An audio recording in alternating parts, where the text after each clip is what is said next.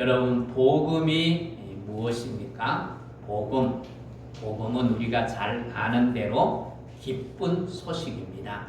그 기쁜 소식의 핵심이 뭔가 하면 예수 그리스도입니다.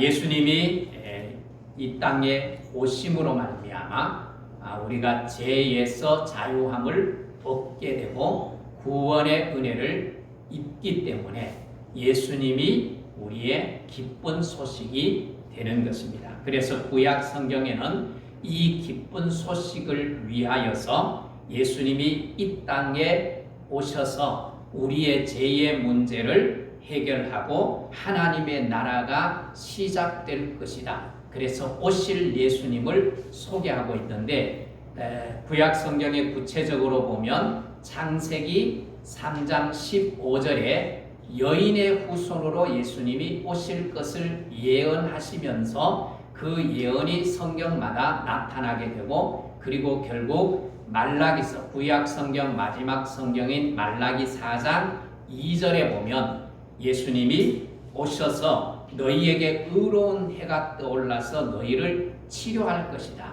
하나님 예수님이 오셔서 우리의 영육의 죄의 문제, 육신의 문제를 치료함으로 말미암아 완전한 하나님의 나라, 천국을 이루게 하실 것을 약속해 주셨고, 이렇게 구약에 오실 예수님을 약속해 주셨는데 신약 성경에는 오신 예수님을 말씀을 하고 있습니다. 그 오신 예수님이 이 땅에 오셔서 십자가를 지시고 죽으셨다가 부활하심으로 말미암아 복음이 성취된 것입니다. 이렇게 예수님이 이 땅에 오신 것이 바로 복음, 곧 기쁜 소식입니다. 이 예수님이 우리에게 오심으로 말미암아 우리가 예수 그리스도를 믿는 하나님의 은혜를 경험하게 된 것입니다. 여러분, 예수님은 우리에게 최고의 은혜를 주신 분이십니다. 그리고 하나님은 그 은혜를 우리가 누리도록 우리를 사랑하시는 분이 하나님이십니다. 그리고 성령님은 우리가 그 하나님의 사랑 안에서 서로 교제하고 교통하고 하나 되게 하시는 분이 바로 성령 하나님이십니다. 이렇게 삼위일체 하나님이 우리의 행복과 우리의 건강과 그리고 우리의 아름다운 삶을 위해서, 우리를 위해서 이 땅에 오셨고 십자가를 지시고 부활하셔서 우리에게 무엇을 주셔서요? 생명을 주신 것입니다. 그래서 우리는 이 은혜를 받은 우리는 어떻게 살아야 되는가? 오늘 바울이 이렇게 말씀을 하고 있습니다. 27절에 보면 오직 너희는 그리스도의 복음에 합당하게 생활하라 그래서요. 어떻게 생활하라고요? 복음에 합당하게 생활하라. 여러분, 복음에 합당하게 생활하는 삶은 어떤 것입니까? 29절에 보면 이렇게 말씀합니다. 그리스도를 위하여 너희에게 뭘 주셨다고요? 뭘 주셨다고요? 은혜를 주셨다. 너희에게 은혜를 주셨다. 그렇게 말씀합니다. 이 은혜는 예수 그리스도의 십자가의 죽음과 부활을 믿는 은혜를 말합니다. 그래서 이 은혜는 내가 믿고 싶어서 누리는 은혜가 아니에요. 하나님이 우리에게 믿음을 주셨기 때문에 가능한 거예요. 바울이 로마서 고린도전서 12장 3절에 성령이 아니하고는 누구든지 예수 그리스도를 주라 할 수 없다라고 말씀을 하고 있어요. 그러니까 예수 그리스도를 내가 구주로 모셨다는 것은 내가 이미 어디에 들어왔다는 거예요? 하나님의 은혜에 들어왔다는 것을 말씀하고 있습니다. 오늘 여러분이 하나님의 은혜 가운데 거하는 그런 복된 성도들이 될 수 있기를 주의 이름으로 축복합니다. 그런데 오늘 이렇게 은혜를 받은 분에게 하나님이 은혜의 꾸러미를 주시는 거예요. 선물 꾸러미를 우리에게 주시는데, 자, 29절을 우리 같이 한번 읽겠습니다. 그리스도를 위하여 너희에게 은혜를 주신 것은 다만 그를 믿을 뿐 아니라 또한 그를 위한 고난도 받게 하려 하심이라. 아멘. 하나님이 우리에게 패키지로 은혜의 선물 꾸러미를 주셨는데, 그 은혜의 선물 꾸러미는 우리가 좋아하는 기쁨, 즐거움, 평안, 그리고 부요함, 잘 되는 것, 건강한 것, 이 모든 것이 이 은혜의 꾸러미 안에 뭐가 있다는 거예요? 들어있다는 거예요. 들어있다는 거예요. 그런데 우리가 좋아하는 것만 그 안에 들어있는 것이 아니라 그 안에 패키지로 무엇이 들어있는가 하면, 오늘 본문에 보니까 29절 본문에 보니까 뭐도 들어있대요? 고난도 들어있대요. 고난도 그 은혜 패키지 안에 들어있다는 거예요. 여러분, 우리가 예수 믿으며 그 예수님의 덕분에 내가 잘 되고 건강하고 자녀들도 정말 그 앞길이 척척척척 그렇게 잘 열리기를 우리가 바라고 기도하지요. 여러분, 저도 우리 성도님들을 위해서 기도할 때마다 그런 기도를 합니다. 잘 되게 해주십시오. 형통하게 해주십시오. 건강하게 해주세요. 그리고 실제로 성경에 보면 그런 인물들이 소개돼요, 안 돼요? 소개돼요. 성경에만 소개되는 것이 아니라 실제로 믿음 생활하면서 이런 하나님의 놀라운 은혜들을 경험하는 것들을 우리가 간증으로 혹은 자기 자신이 경험하기도 합니다. 근데 여러분, 그것만 있는 것이 아니라는 것입니다. 그 복음 안에는, 그 은혜 꾸러미 안에는 고난도 함께 있다는 거예요. 그래서 그 고난을 마다하지 말고 그 고난도 뭐예요? 즐겨하라, 기뻐하라고 말씀하고 있는 거예요. 여러분, 요 사이는 그런 게 없죠.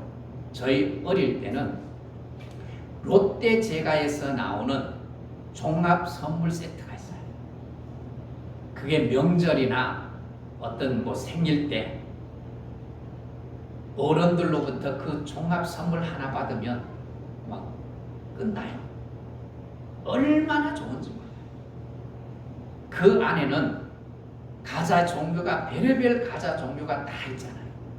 내가 좋아하는 것도 있고 너가 좋아하는 것도 있고. 그래서 선물 세트 하나 받으면 형제들이 그걸 나누잖아요. 나누는데 내가 좋아하는 걸 먼저 차지하겠다고 싸우기도 해요. 그런데 어떤 때는 보면 아예 쳐다보지도 않는 것도 있어요. 서로가 쳐다보지도 않고 저거 싫어, 안 먹고 그러면서 이렇게 밀어버리는 그런 것도 그 종합 선물 세트 안에 있는 것을 보게 됩니다. 그런데 하나님이 주신 이 종합 선물 세트는 좋고 싫은 것이 있을 수가 없는 거예요. 은혜의 패키지 안에 선물로 우리에게 주셨기 때문입니다. 그래서 여러분, 우리가 오늘 무덥기도 하고 또 오늘부터 또 비가, 내일 모레까지 비가 또 온다고 하는 소식을 우리가 들었잖아요. 그런데 오늘 이렇게 주의 성전에 올라와서 예배를 드리고 있어요. 이렇게 예배를 드리는 모습을 믿지 않는 사람들이 볼 때 어떻게 생각할까요? 참 예수 믿는 사람들 참 불편하게도 산다. 남들은 지금 덥다고 계곡으로 바다로 휴가를 가기도 하고 그동안에 잠 못 잤던 것 잠자기 위해서 집에서 편하게 쉬는데 애써서 교회를 가고, 그것도 교회 와서 헌금도 드리지, 봉사도 하지. 왜 그렇게 사는지 모르겠다. 믿지 않는 사람들이 볼 때는 그게 불편하게 느껴지고 허비하는 것들로 그렇게 비춰질 수 있고 어리석게 보여질 수 있습니다. 그러나 이것도 사실은 우리에게 하나의 고난 중에 고난입니다. 그럼에도 불구하고 우리가 기꺼이 불편함이 있음에도 분주함이 있음에도 오늘 성전에 올라와서 예배를 드립니다. 이렇게 예배를 드리면서 여러분 이렇게 생각하는 성도님들이 있어요. 오늘 내가 정말 고난을 심하게 받았네. 그런 성도 있나요? 그런 성도 없습니다. 은혜 받은 자에게는 사실상 고난이 아니라 그 예배가 감격이고 기쁨이고 즐거움인 거예요. 여러분 한번 보십시오. 자녀를 키우면서 옷도 사주고 등록금도 대주고 때로는 선물도 사주면서 그 아이를 키우잖아. 그 자녀를 키우면서 내가 이 자식 때문에 사서 고생한다. 사서 고생. 그러는 부모 있어요? 없어요? 그러는 부모 없잖아요. 오히려 내가 해줄 수 있어서 기쁘고 해줄 수 있어서 그 자녀가 있어서 행복하잖아요. 금요일 날 그 오은영 씨가 하는 그 금쪽 같은 내 새끼인가요? 네? 거기에 나오는 부녀 간의 이 갈등에 대해서 상담을 하는 가정이 나오더라고요. 그 가정을 제가 그 하이라이트만 조금 봤는데요. 그 딸이 엄마에게 모진 얘기를 다 해요. 엄마에게 어떻게 저런 상처되는 얘기를 거침없이 쏟아낼까? 제가 볼 때도 그래요. 그런데 그 엄마의 쏟아내는 딸의 말을 상처를 받기도 하지만 그 엄마의 깊은 속내를 나중에 말을 하는데 그래도 내 딸이 잘 됐으면 좋겠다. 성공했으면 좋겠다. 못해준 게 아쉽다. 그게 엄마예요. 해줌으로 인해서 내가 저놈들 때문에 사서 고생한다. 왜가 내가 이런 고생을 하나? 이런 생각을 가진 부모 없어요. 오늘 우리가 복음에 대하여서 분명한 인식, 복음을 분명히 예수 그리스도를 분명히 만나면 고난은 고난인데 그게 고난으로 느껴지지 않고 감사로 기쁨으로 느끼게 되는 거예요. 그래서 오늘 우리가 이 고난이 아닌 정말 그 고난을 승화시킬 수 있는 믿음의 성도들이 될 수 있기를 주의 이름으로 축복합니다. 세상에요, 건강한 가치관을 가지고 있는 사람들도 여러분 힘들지만 봉사하고 헌신합니다. 이번 뉴스를 통해서 우리가 알고 또 경험해서 알지만 이번 수해로 말미암아 죽은 가족도 있고 실종된 가족도 있고 집을 잃은 가족도 있고 농경지를 잃은 가족들이 있습니다. 그런데 이런 가운데도 휴가철이잖아요.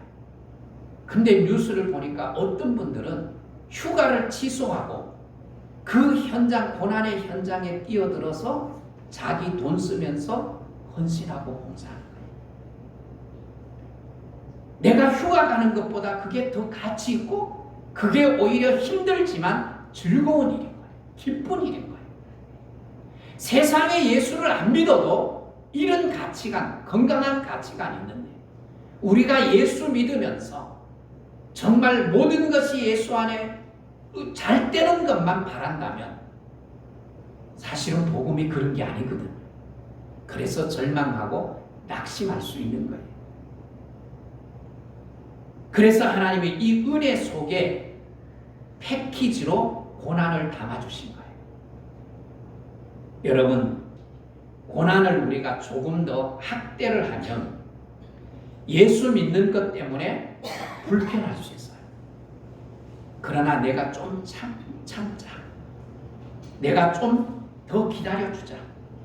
예수 믿는 것 때문에 내가 손해보면서도 남들과 함께 나눌 수 있는 기쁨, 그것을 내가 누릴 수 있다면 그 고난은 고난이 아니에요.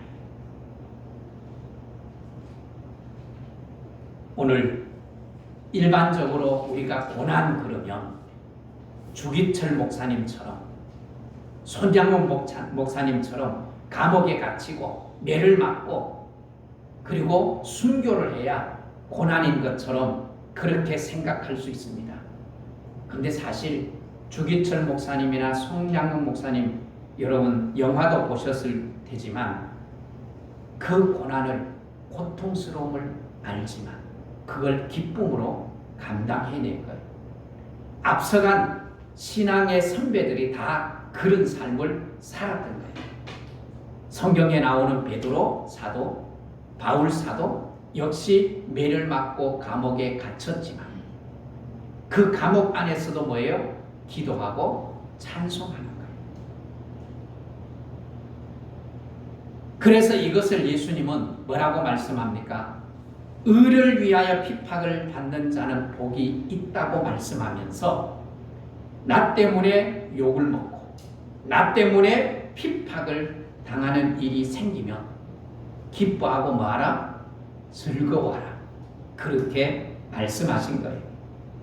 그러니까 고난이란 고통스러운 일이 아니라 예수님 때문에 내가 양보하고 예수님 때문에 내가 손해보면서 내가 놓아버릴 것을 놓아버리고 더 나아가서 내가 힘들지만 감당해야 될 것을 기쁨으로 감당하는 것, 이것이 고난이에요.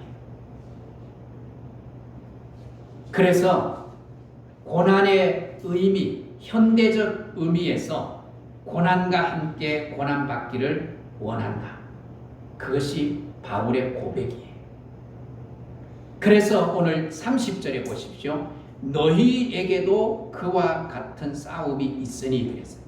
이게 무슨 말인가 하면 예수 믿는 것에 은혜만 있는 것이 아니라 고난도 있다. 그런 고난 가운데 내가 고민한 것도 있다는 거예요.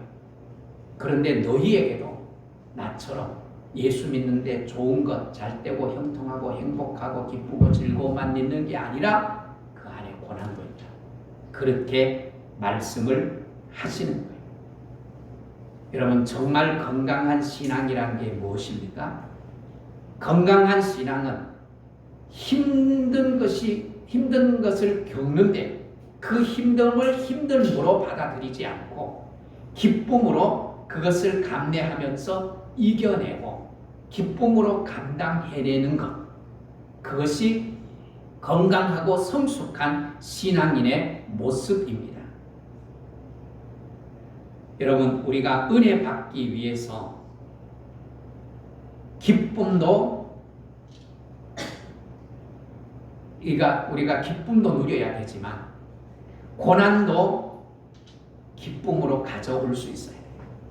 근데 여러분, 고난을 기쁨으로 감당하는데 걸림돌이 있어요. 그 걸림돌이 무엇인지 아십니까? 고난을 기쁨으로 받아들일 수 있는 걸림돌은 다른 어떤 것에 있는 것이 아니라 바로 나 자신이에요. 나 자신. 그래서 바울이 나는 날마다 죽노라고 말하는 거예요. 자기 안에 두 사람이 싸우는 거예요. 하나님의 고난을 주신 것을, 그 고난을 기쁨으로 이겨내려고 감당하려고 생각하면 또 다른 육신의 내가 그걸 거부하는 거예요. 그래서 그 육신의 고난을 거부하는 것을 주기 위해서 나는 날마다 뭐예요? 죽는다고 고백을 하는 거예요. 제가 목사로 살아갑니다. 목사로 살아가면서 지금도 끊임없이 내 안에 나와 싸우고 있습니다. 누가 시키지 않았는데도 힘든 걸 감당해야지. 어려움 감당해야 되지. 힘들고 어렵지만 기도의 자리에 나가서 성도들을 위해서 기도해주고, 성도들을 격려하고 성도들을 위로하고 세우는 일을 감당해야죠. 또 한편에는 누가 시키지 않았는데 꼭 그렇게만 해야 돼. 그리고 내 안에 나를 그렇게 하지 못하도록 하는 내가 있잖아. 그런 것과 싸우면서 힘들지만 감당해야 돼. 그래서 우리가 진짜 변화된 삶이 무엇입니까? 내게 주신 하나님의 은혜 안에서 힘들지만 시간을 내서 기도의 자리에, 그리고 감당해야 될 내 몫을 감당해내는, 기쁨으로 감당해내는, 그것이 정말 변화된 성도의 모습이에요. 오늘 고난이라고 생각하지 않고 그것을 기쁨으로, 제가 얼마 전에 모임에 갔는데, 우리 목사님들끼리 모임에 갔는데 코로나를 경험하는 했던 것들을 우리가 함께 나누는 가운데 어떤 목사님이 자신은 목회하는데 제일 힘든 게 새벽 기도가 너무너무 힘들어요. 그래서 늘 갈등을 했는데 아예 코로나가 오면서 그 새벽 기도를 아예 폐지해버려요. 그리고 앞으로도 폐지 안 해요. 근데 참 저는 은혜예요. 저는 어릴 때부터 새벽 기도, 할머니가 새벽 기도 가면 그 따라가고 싶어서 할머니가 안 깨워주면 깨워달라고 부탁을 하고 그렇게 해서 새벽 기도를 다녔어요. 지금까지 새벽 기도가 힘들다는 생각은 꿈에도 하지 않아요. 그게 내게 즐거움이었고 또 그 시간이 사실은 제게 가장 큰 은혜의 시간이기 때문에, 그러니까 고난이 고난으로 여겨지지 않았던 거예요. 제가 목사로 살기로 선택을 하여 목사로 살아갑니다. 그런데 나보다가 더 존경스러운 한 분이 있어요. 제가 누구에게도 말해본 적이 없는 처음으로 말하는 건데 여러분 용서하고 들으십시오. 제 아내가 저는 존경스러워요. 왜 그런지 아십니까? 그것은 제가 가진 게 아무것도 없었어요. 가진 게 아무것도 없었어요. 먹을 것, 입을 것 해줄 수 있는 그런 기대를 할 수 없는 전도사였어요.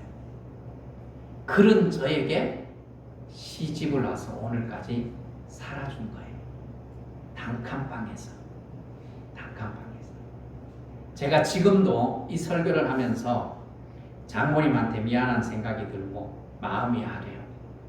장모님이 암으로 아주 투병 중에 있는데 우리 딸 둘째가 딸인데 딸이 낳았을 때 산후조리 한다고 저희 집에 한 주가 나서서 이 산후조리 하셨어요. 단칸방에 사는데 그것도 지하, 이번에 비가 와서 뭐 지하에서 죽는 사건들이 있었잖아요. 지하에 들어가면 쾌쾌한 냄새가 나요.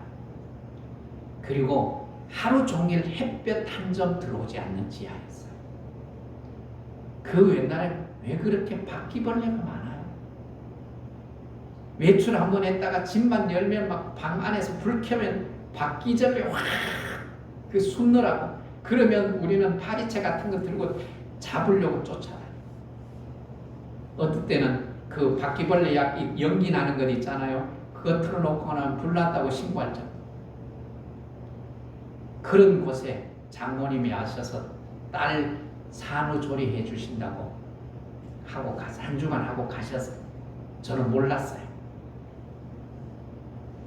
장모님이 돌아가시고 한참 후에야 저희 아내한테 들은 얘기.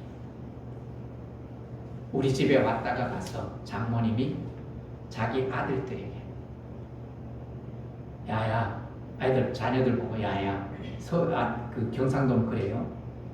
경상도는 그 이름을 끝자로 불러요. 경이라고 불러요. 근데 그것도 경이라고 부르는 게 아니고 갱이라고 불러요.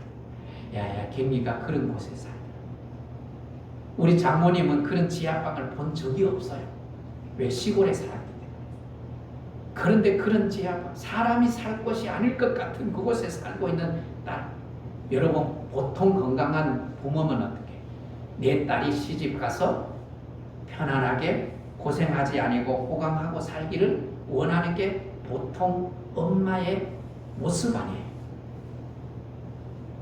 근데 그런 모습을 못 보고 갔으니 그런 제게 시집을 와서 오늘까지 살아주니 얼마나 감사한지 몰라요. 여러분, 하나님이 그런 것 아니겠어요?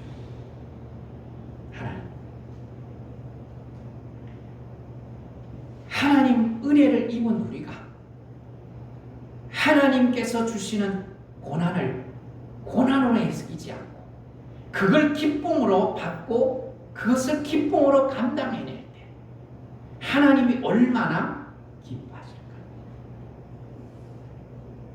내 안에 나를 반대하는 적은 사실상 우리 안에 편안함, 편리함, 더 빠른 성공, 더 빠른 부자가 되기를 원하는 것이 우리의 마음이 아니겠어요? 그런데 바울은 이런 것들을 단호하게 거절합니다. 사실은 바울뿐만 아니라 예수님의 제자들도 역시 마찬가지였어요.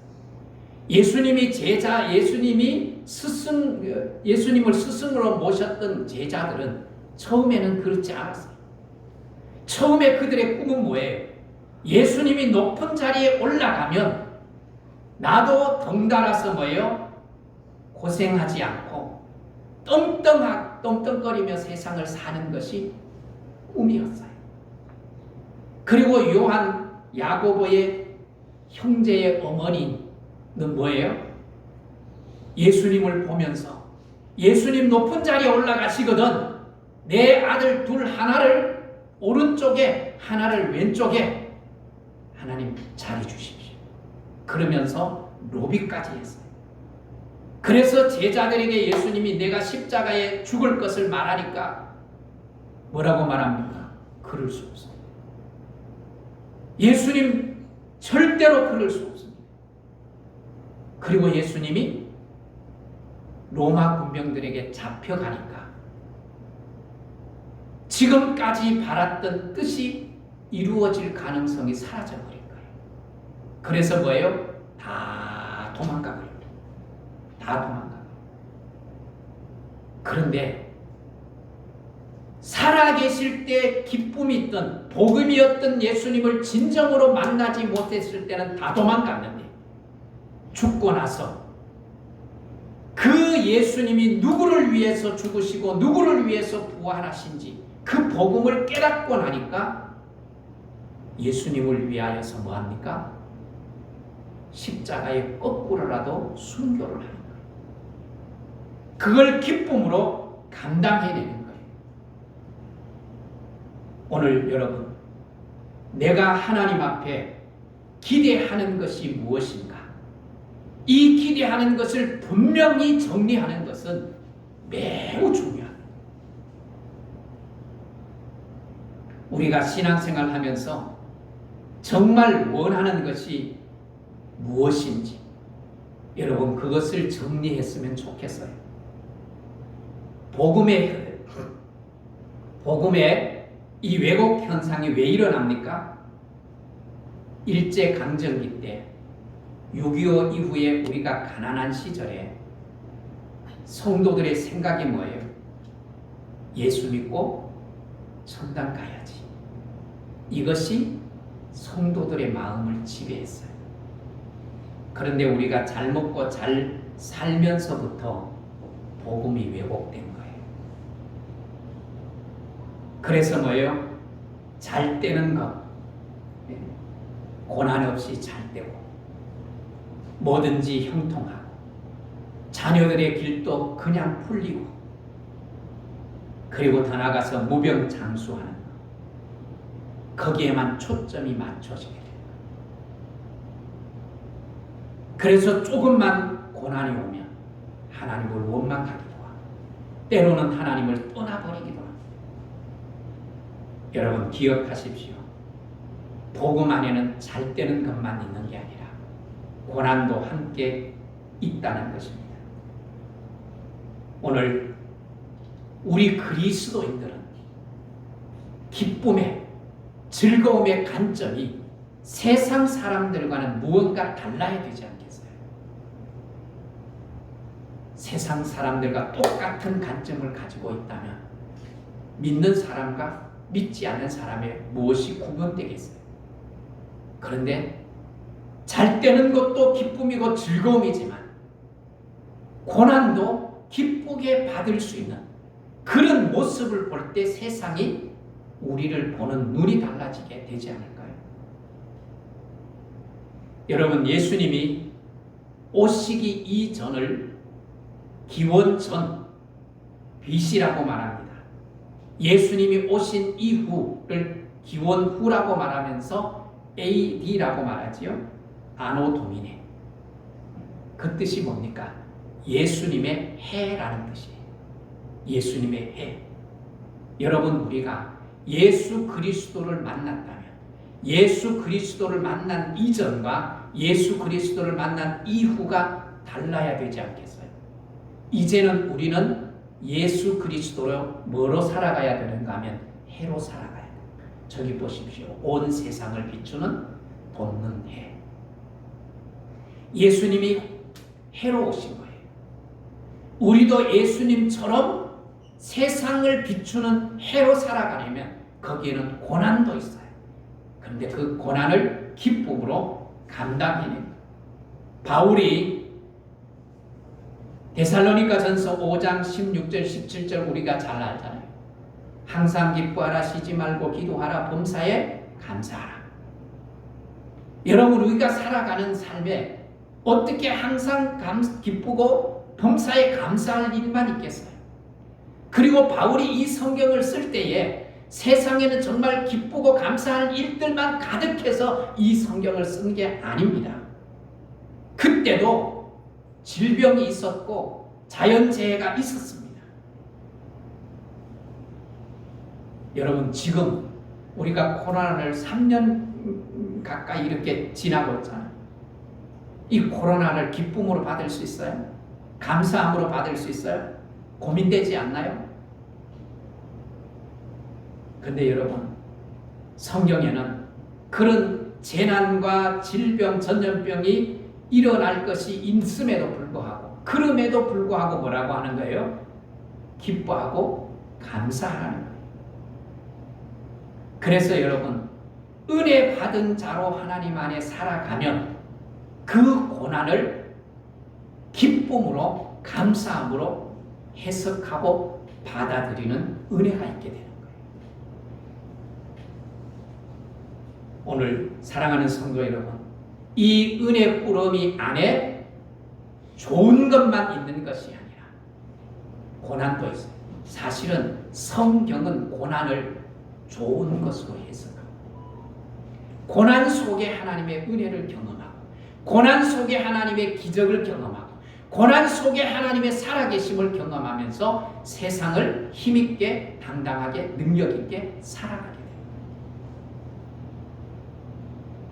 그래서 여러분, 고난이 다가올 때 고난을 고난으로 여기지 아니하고 기쁨으로 그것을 받아 감당할 때 그 안에 뭐가 나타나죠?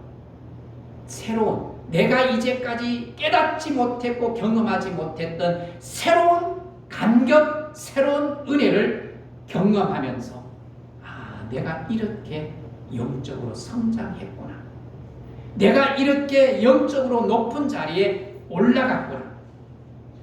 그것이 정말 진정 복음에 합당한 삶을 살아가는 성도의 감격입니다.